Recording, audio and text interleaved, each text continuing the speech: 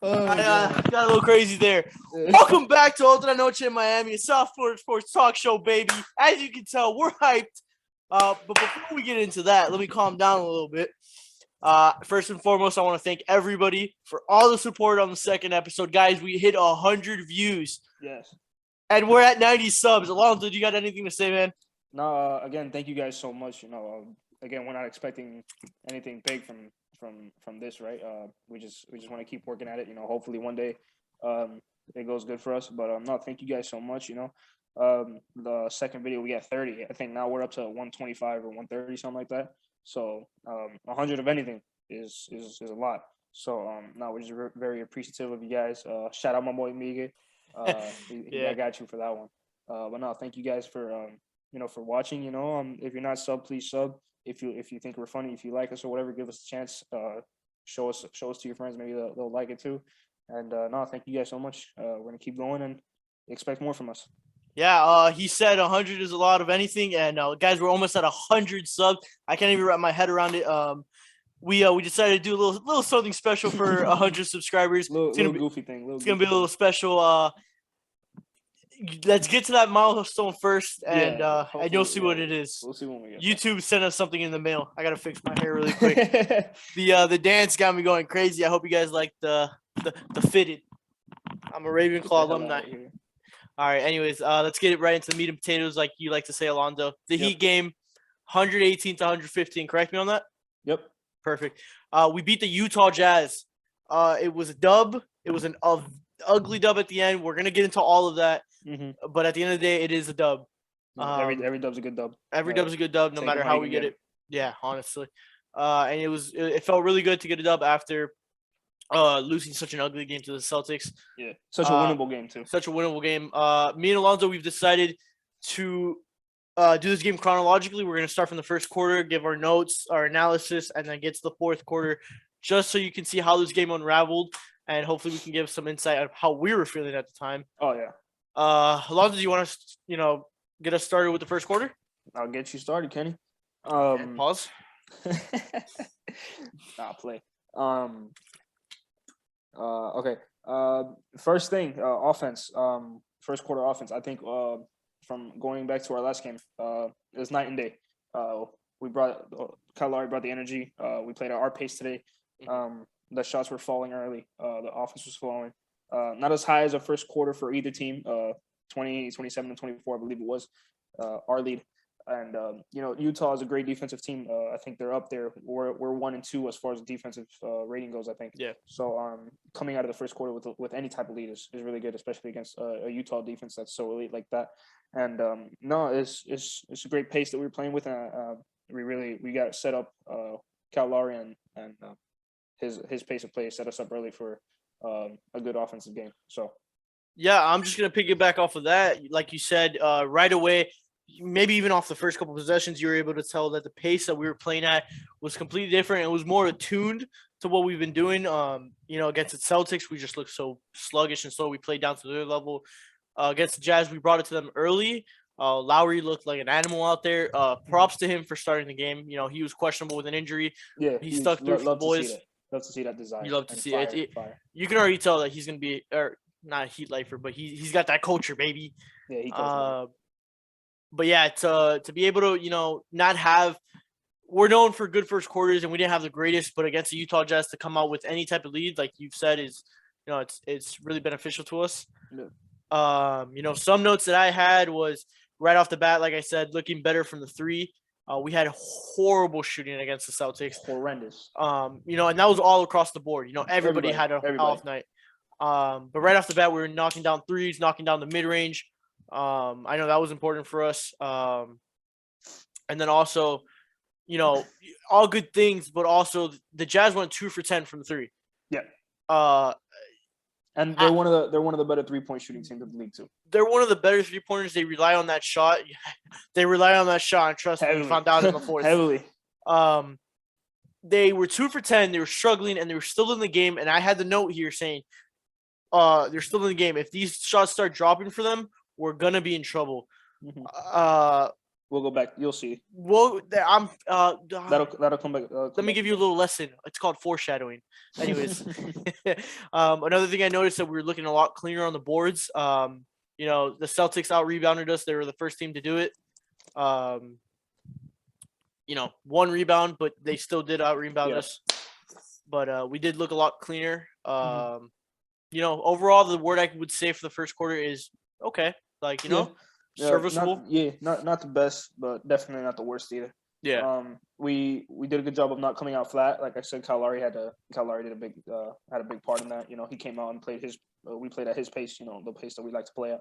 So I think we really did a good job of coming out strong. Not the strongest, not the best quarter, like I said, but definitely solid, especially against that Utah defense. Yeah.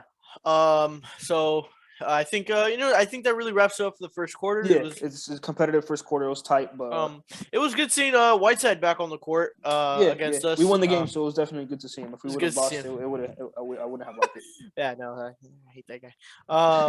So going into the second quarter, unfortunately, there was an incident that happened at the beginning of the quarter, and it's gonna suck not having Hero for the rest of the season. You know, cops arrested him after the game. Yeah, you didn't read it? He attempted murder, first-degree murder on Mike Conley. I don't know. Oh, dude, I don't know what he was trying to do, man. He's so dumb. Bro, okay, but you agree with me, right? Like, yeah, well, you gotta put it like that, though. I thought you were being serious. I was like, what the hell did he do? Dude, Tyler Hero went up to block a shot, and instead of, like putting a hand in the face or anything, he said, nah, I'm going to body check this dude. This is WWE. I'm going to spear him from the top ladder. I mean, yeah, no easy buckets. Hey, no easy buckets. Okay, yeah, no easy buckets, but for a second, the way they both felt, I was scared for both of them.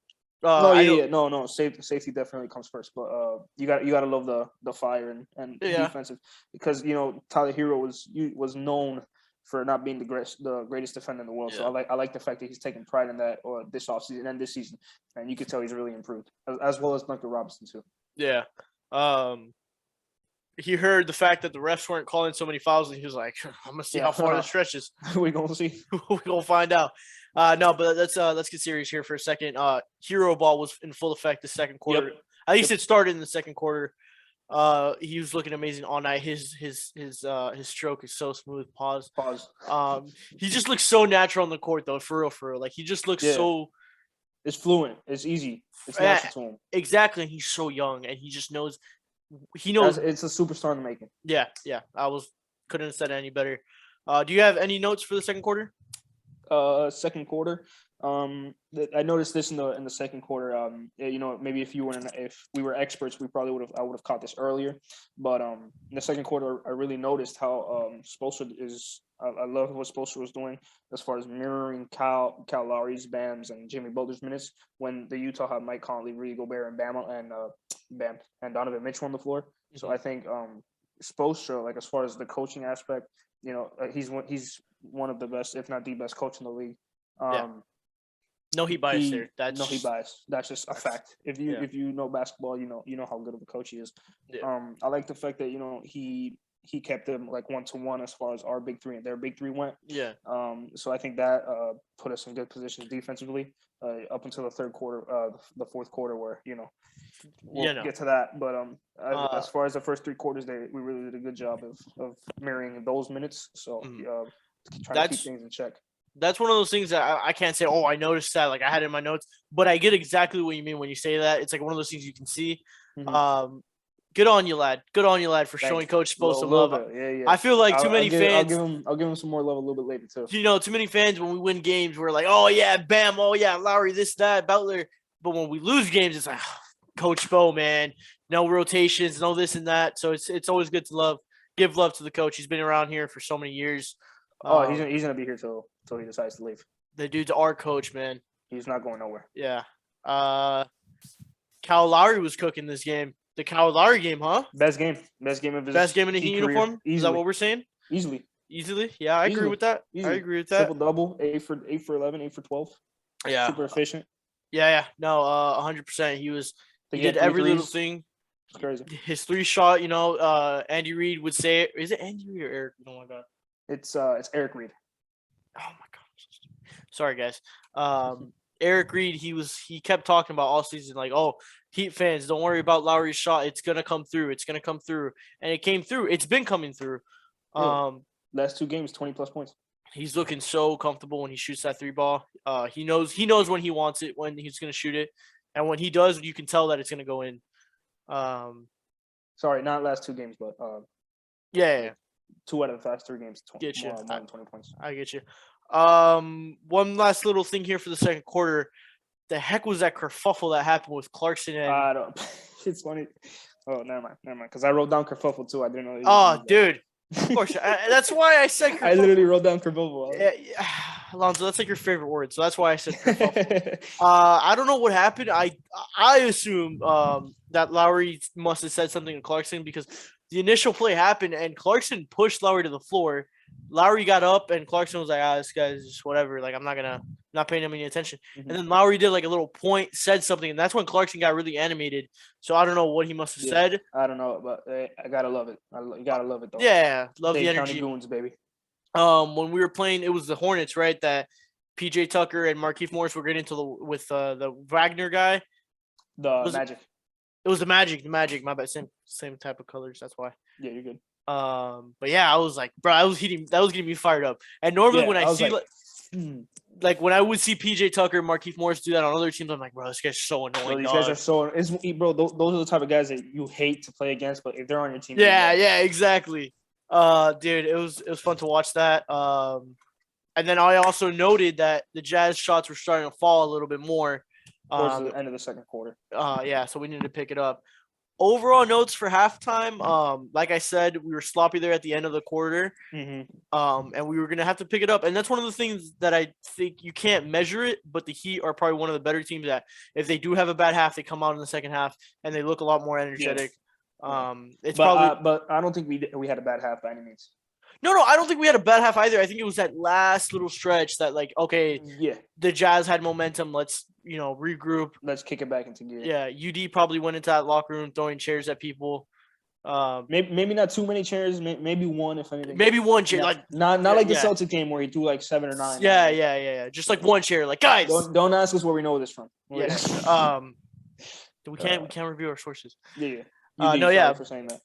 Do you have any other notes? You told us in confidence. For the first half, just Bam.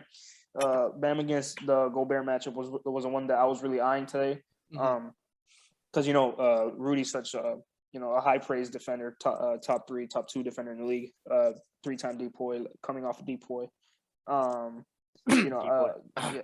Okay. DPOY. Yeah.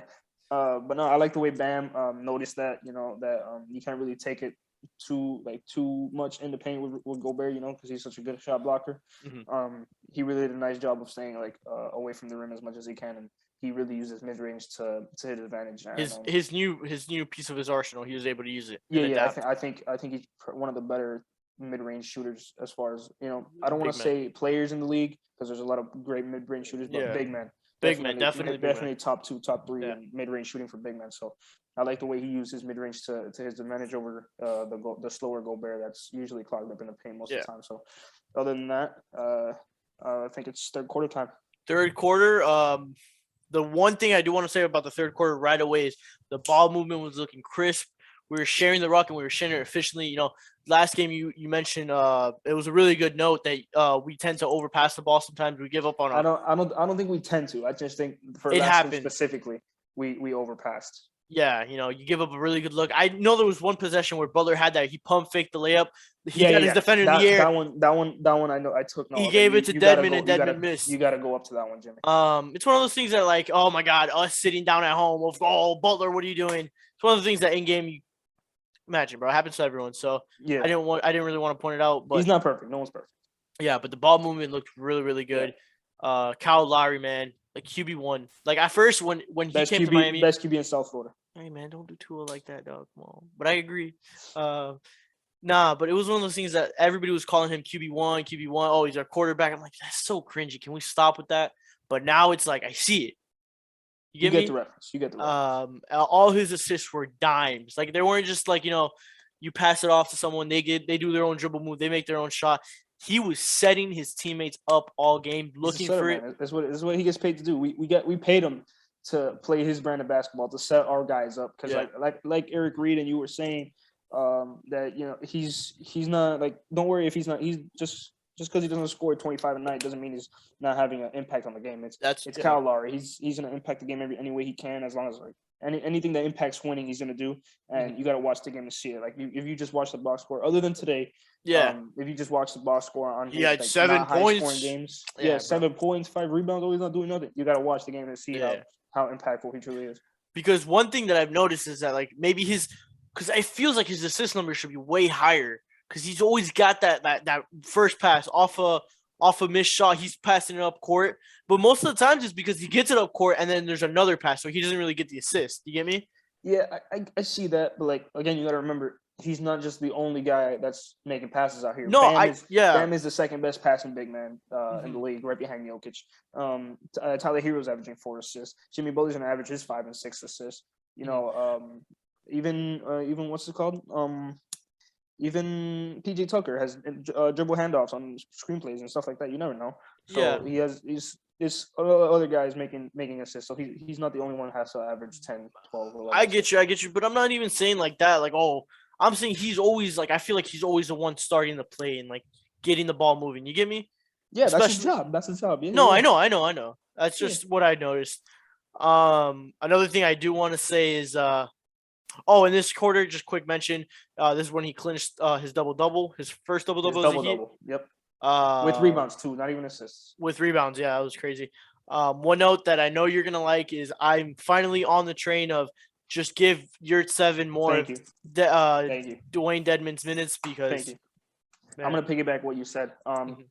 Especially in today's game when you have a slower big man off the bench like Hassan Whiteside, right? We have a really similar player in Dwayne Dedmon, as in they're not like the best shooters, or like they can't spread the floor as much as we'd like. Maybe it's not much as we'd like, but as much like other centers around the league. I think today, especially like when you have those two twin towers, those big 7-footers, and Rudy Gobert and Hassan Whiteside, they usually clog up the paint, do most of the damage in the paint. Yeah. I feel like today's matchup, if Yurtseven were to get those type of minutes, again, he's still a rookie, so maybe not the best to give him these high leverage minutes, especially in a game that got close towards the end.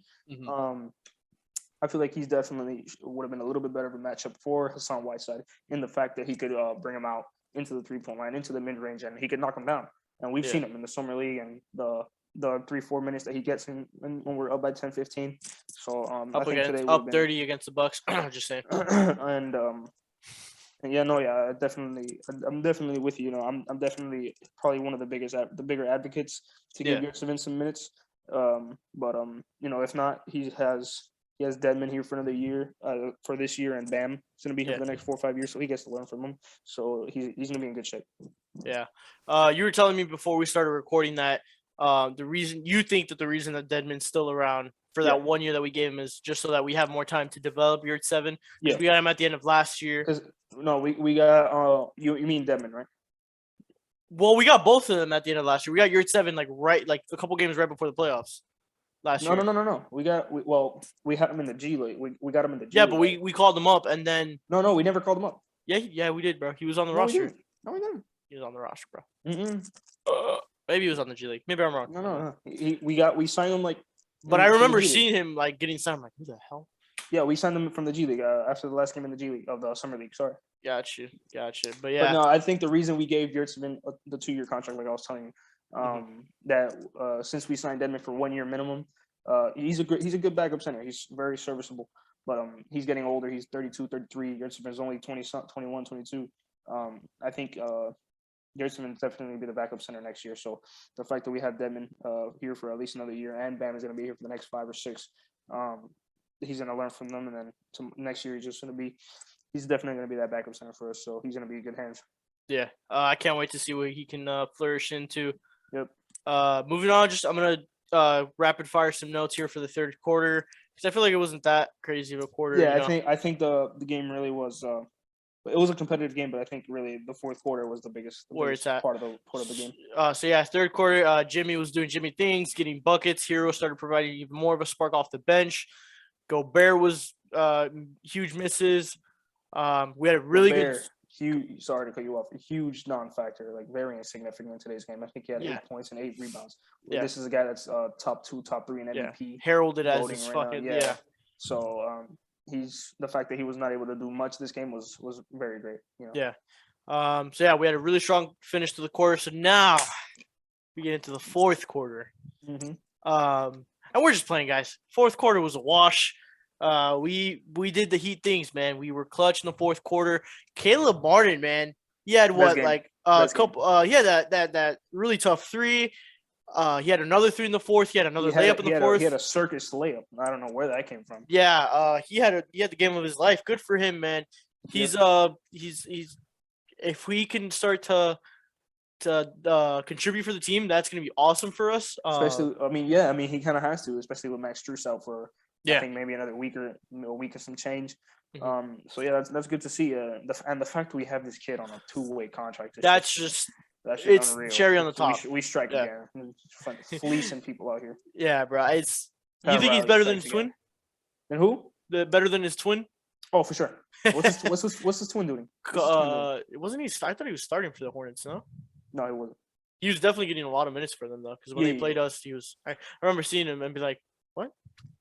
What's the Hornets' record though?" I don't know. You decided which is the better twin. Weren't they 3-0? Did they fall off? No idea. We can check right now. Okay, I'm gonna start looking at the notes. Keep going. Yeah. You got it. They are 9th in the Eastern Conference, and they are 5-5. Damn. So you decide who's the better brother. We know which one it is. Man, we really knocked them off their pedestal then, because they were 3-0 when we faced them. basketball, baby. Goons from Dade County, baby. But yeah, anyways, guys, fourth quarter was really boring. Nothing notable happened. Shut the hell up. Just for the first half of the fourth quarter, there was a point. We came out guns blazing. Sorry, we came out guns blazing, and then you'll see what happens a little bit later. There was a point where all my notes just turned into me screaming because Hero wouldn't miss a three. Lowry was going off. He got his triple-double. Butler was getting buckets. We were up 19 points with 5 minutes left. I was like, done deal. I was texting Alonzo. I'm like, let's get this episode going. This is going to be a fun episode to talk about. And then every player on the Utah Jazz decided to turn into prime Reggie Miller. They decided to turn in that 13-point Tracy McGrady real quick. Yeah. So 5 minutes, 40 seconds. The first three goes down. We're down. We're up 13. No, we're up 16. Yep. I think it was Joe Ingles that hit the shot because the camera was focused on him, like running back on D, and he's like, "Oh, like you know what they do when they hit a three? They're like this, and they're like, cool, whatever." And then all of a sudden, you see his eyebrows go up, and he starts running back. The camera cuts to like the normal view, and the Jazz have the ball again. I have no idea what happened on the inbound play. Yeah, it's a quick swing of 6 points right there. Yeah, and then they get a corner three, boom. Now we're only down. We're only up 13, and it's like, bro, in this league, 13 is not that much. It's not, especially with 5 minutes and 20 seconds left. Yeah. So then, what was the final run that they went on? What, 22-1? 22-6. I was having like trauma from it. I was having aneurysms. I was in shock. I was eating a burrito from Taco Bell. It's still uneaten because I was like this the whole time. I was like, ain't no way, bro. Like, how is this happening? Like, we just completely fell off, man. Like, as soon as we hit that 5 minute mark, we were just, I think we, I don't want to say our defense slowed down, but our offense definitely did. Yeah. We made a couple, one or two bad passes that led to turnovers. Yeah. What's it called? We had a couple missed opportunities. Caleb Martin had a wide open layup that he should have made on a Jimmy Butler pass around. And that was like a minute left. That would have been that would have been a dagger. Yeah, I think he was just shocked at how open he was. He was too open. He wasn't expecting that. Yeah. And then the Utah Jazz, they're an NBA team. They're all professionals. They're gonna do their thing there.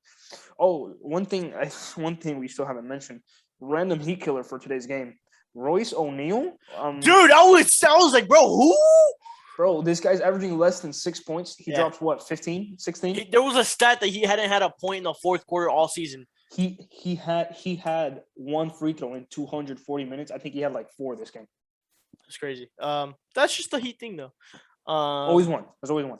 But the definite Heat killer was Donovan Mitchell. That guy was. Yeah, just but I wouldn't want to call him like a random Heat killer. I didn't say. I said just Heat balled out killer. today. I said no, he certified just Heat balled killer. out today. He had 32, 33 points. He got a max contract, and you see why. So yeah, it was one of those things that was like, nothing you can do about it. He's gonna drop points on your head. Yeah. You just have to live with it. And then at the end of the day, he was the one that took the last shot for the team. Like he was exactly who the Utah Jazz wanted to take the last shot. You have to go to him. Like he was the guy. Yeah. And he got a pretty good look, but the Heat closed down on him quick. Yeah. Good job on Jimmy Butler because he missed one. He went to the free throw line a little bit earlier before the last two possessions. He went 1 for 2. Those went out of my mind. I didn't want to think about that. Yeah, he went 1 for 2. That was a bad miss on his part. But then I think he did a really solid job in the last 2 possessions, our one offensive possession and then their last offensive possession. He went to the free throw line and knocked two free throws to make it a 3-point. I wish knocked 2 free throw shots to give us a 3-point lead, and then while the crowd was chanting MVP. Yeah, and he did a really good job on Donovan Mitchell to make the last shot harder. So without fouling too. So. Yeah, and it was a quick rebound from Lowry, and then the really smart play. Yeah, that was the last 4 seconds to pass out to Butler on the other side of the court, and that's it. Time ran out. Yep. And ugly dub, but we caught the dub, man. It felt good to get a dub after I think we said the Celtics game. And it feels especially good now going into the next game. We're going to a 5-game road trip. Yep.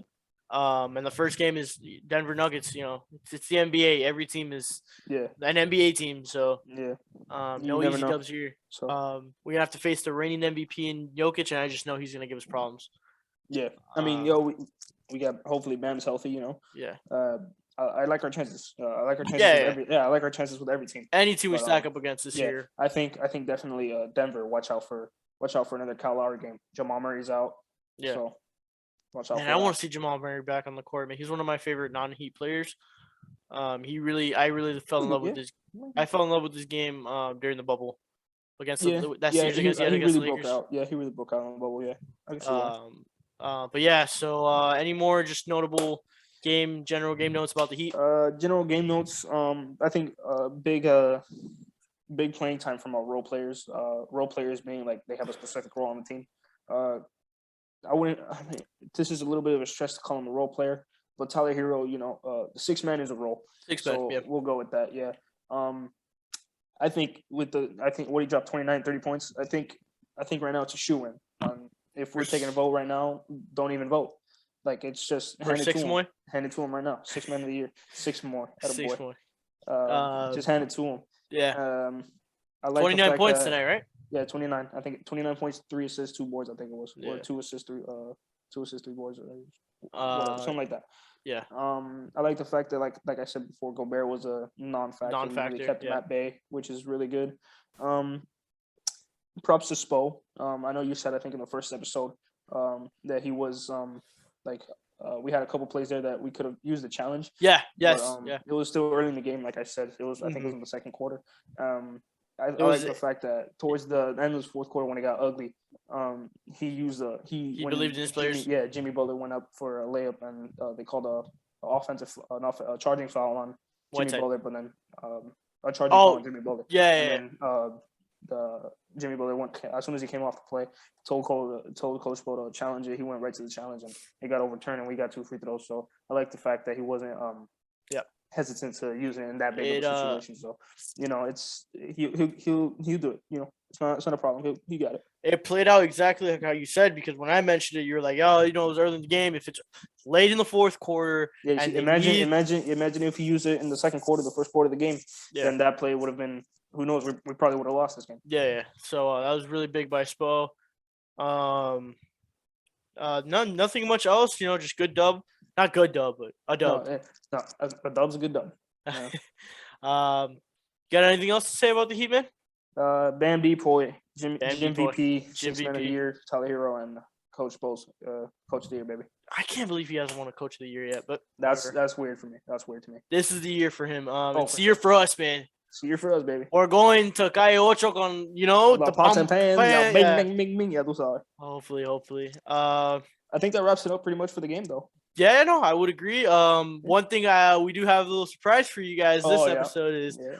we kept up with Panthers game tonight. We're gonna Yeah. do a little like Yeah. 2-minute blitz round of points. He's gonna give a point that he saw. I'm gonna give up, what we saw about the Panthers game and get it started, man.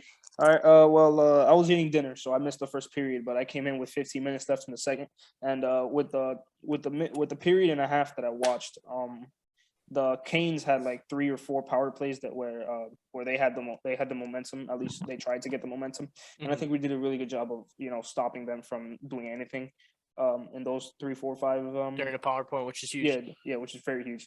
So I think we did a really good job of playing those out and not allowing anything to happen during those meaningful minutes. So yeah, that's my first take. My first point is Spencer Knight. Point blank period. Spencer Knight, 20-year-old babyface killer, man. He's my favorite player on the Panthers. He's technically the backup goalie because what's his name? Bobrovsky. I can never pronounce it right. He's a stud as well. We've got 2 really good goalies, so good game by him. He's got his another win in the NHL under his belt, so good for him. I think from what I saw, I mean, keep in mind I've only watched a period and a half of hockey in my life. But I know a little bit about hockey. I've seen Miracle. I know that much. Oh yeah, we've seen Miracle, man. We've seen Miracle. We know that much, and we know what a good goalie can do. What was his name? Jim something. God, dude. He was Stonewall, I think it was named, or something. Coach, that's my spot, coach. That's my net. Whatever he says, I forgot. We know the importance of a good goalie, and I think Spencer Knight will definitely be here for a long run. He's going to be very good.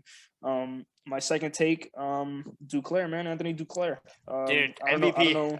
I don't know if it's called MVP, but we'll call it MVP. The Wayne Gretzky Award. Yeah, F it. Like, yeah, no, he was really good. He's playing like it. Like I said, I didn't catch the first period, but I went over the highlights, and I think for the 4-goal outburst that we had in the first period, he was definitely the catalyst for that. He definitely led the charge on that point. So, and he was able to do that while he was able to step into the row since Barkov was out. Yeah, I think he's our captain, right? Correct. Barkov's our captain, yeah, and he's like, out, so that was huge. Yeah, it's just not like one of those things that it's like he's a captain because he's a leader in the locker room. Like he's like one of the better players on the ice. Like he's a captain on the ice, which is pretty cool. But yeah, no, the Panthers, man, we're legit this year, man. 9-1, baby. Yeah, we gave the Canes their first regulation loss. We're still the unbeaten regulation team. Our only loss was in OT. Overtime. Yep. Yeah, so we still got that going for us. No, it felt really good to stick it to them today. Mm-hmm. I got nothing else to say, man. That's about it, baby. Winning. Dun, dun, dun, dun. But I just want to end it off, guys. Again, big thank you for everything, any support. To be able to, talk with my friend after the game and talk for however long we talk, it's a bonus. And then the fact that we're able to record this and get the support that we do is a double bonus. Thank you guys so much for supporting. Yeah. We have so much fun doing this, so we're not going to be stopping anytime soon. Any feedback is highly appreciated. Alonzo, you got anything to say? No, yeah. Just to reiterate what you said. We just have fun talking. We're just two kids, right? So we're not here for the views. You guys may think, 100, 125 views, 130 views, like that's nothing compared to other guys. Yeah, but to us, this is going to be our 3rd episode, and it could be anything. It could be our 300th episode, and I wouldn't care. It wouldn't matter to us. We're not here for the views. We're not here for the fame. We just like talking. Maybe give you guys something to watch or listen to. Maybe get a laugh about it or something. Look at these 2 idiots, right? But no, anything is helpful to us. We really appreciate all you guys, and we're not expecting 100 views every time, 50 even. Just 3 of you guys, 4 of you guys, doesn't matter. We really love it. So hey, if you like it, you think we're funny, you think we're ugly, doesn't matter. Subscribe. I think comment, we're some 2 handsome men, man. Don't worry about that. Sure. Alrighty, guys. We're gonna go ahead and sign off. Next game Monday. Expect that episode to be Tuesday. Expect this episode to be up Sunday morning, hopefully. Thank you guys again so much for watching. If you're watching this, you're a legend. Yep. We're signing out, guys. See ya.